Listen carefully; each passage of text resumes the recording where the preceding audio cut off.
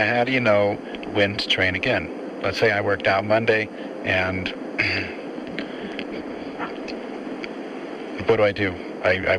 You take off Tuesday, you train again. Bill, I can tell you without a doubt, it's always a mistake to train 2 days in a row. Okay, I agree with that.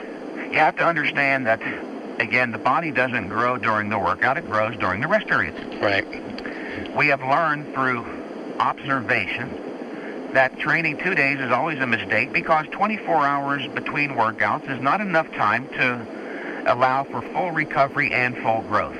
Right. The first thing you do after a workout, Bill, is not grow but recover. Mm-hmm. Right? Right. Put back what was used up. When you're done working out, you don't feel the same as you did before the workout, do you? Right. You're exhausted. Something was used up. The first thing your body will do after the workout, therefore, is devote its energy and resources to recovery or compensate for the exhaustive effects of the workout. That takes time. It doesn't happen in 5 minutes. It can take up to several days for some people. It is only once the body has fully compensated for the exhaustive effects of the workout, i.e. recovered, that it will then devote its energy and resources to overcompensation, or putting back a little bit more than was there before the workout. Remember, recovery is compensation, putting back what was used up. Growth is overcompensation, putting back a little bit more than was there before the workout. Do you see what would happen, Bill, if you were to work out again before compensation is fully completed? You would destroy the opportunity to make overcompensate. Overcompensate.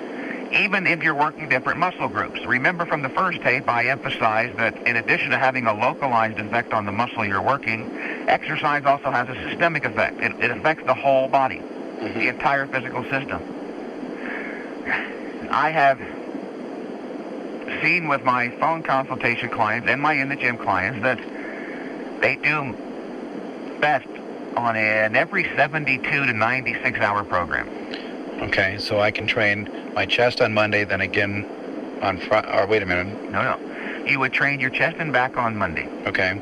Take Tuesday and Wednesday off, and on Thursday, and on an every 72 hour program, you would do your shoulders and arms. Right. Then you would take Friday and Saturday off, and on Sunday train your legs. Okay. Now the next week, Bill, you would not train Monday, you would take Monday and Tuesday off, train Wednesday. Right. Every 72 hours.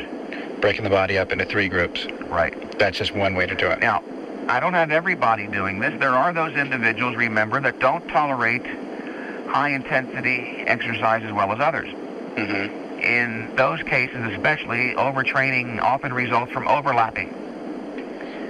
When I see certain individuals not making satisfactory progress on the program I just recommended, I eliminate as much overlap as I can. I'll take the shoulders and arms out of the program entirely, consolidate it into a basic compound exercise routine, focusing on the major muscle groups, the chest and the back, and the legs. Mm-hmm. The chest work indirectly and even directly stimulates the shoulders and triceps. Right. And the back work does the same thing with the biceps. I have had clients that have made better progress with their shoulders and arms after eliminating specific exercises for those areas. Remember, overtraining is often the result of overlapping. When I say it's easy to overtrain, I ain't joking. Right. I used to say years ago, Bill, that high-intensity, heavy-duty training was like going out into the intense August sun. You'll get a suntan every time you go out, but even 1 minute more exposure than required or needed. Remember the importance of the concept need. 1 minute more than is needed, you'll get a sunburn. Mm-hmm. Then I came to understand a few years ago that I was wrong. It's more demanding than high-intensity sunlight in August. It's more like going out into the intense August sun with the sun 5 million miles closer to the Earth. Right. Do you see where that would necessitate a reduced volume and frequency of exposure? Yep. Now, just recently, I amended it again, and I'm not spreading it thick here to make a point. High-intensity, heavy-duty training, weight training in general, is not like going out into the intense August sun. It's more like jumping into a fire. It'll warm you up, but 1 minute more exposure than required, it'll burn you. Mm-hmm. You got to be careful with this stuff.